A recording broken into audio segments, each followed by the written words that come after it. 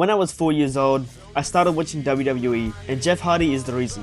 From thinking that WWE was only a PlayStation game, to figuring out it was an actual show and that Jeff Hardy was a real person, I was captivated as a kid. So today, I'm making a painting of Jeff Hardy.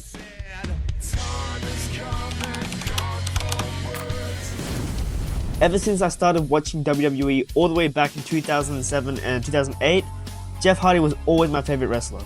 And to this day, that is still the truth. When I think of two of my favorite things being art and WWE, Jeff Hardy is the first person I think of. Not only because I've always wanted to make this painting a reality for years, but because I believe that Jeff is one of, if not the most artistic wrestler I've ever seen. The face paint he has used over the years was partly the reason I always selected him in the SmackDown vs. Raw games, which led him to being my favorite once I found out that WWE was an actual TV show that I could watch week to week, and Jeff has always incorporated his own art throughout his career.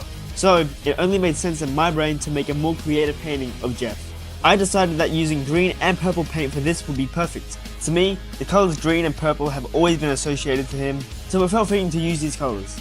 But I wanted to do something different with this. Rather than using one colour to paint him and one for the background, I wanted to try doing a split of each on the background, and once I painted Jeff, the alternate colours will be used for their respective sides. I just wanted to have fun with this piece. Rather than take a super serious approach and try to make it look as realistic as possible, I wanted to enjoy the process of turning this piece of art that has been in my head from all the way back in 2021 into a physical artwork.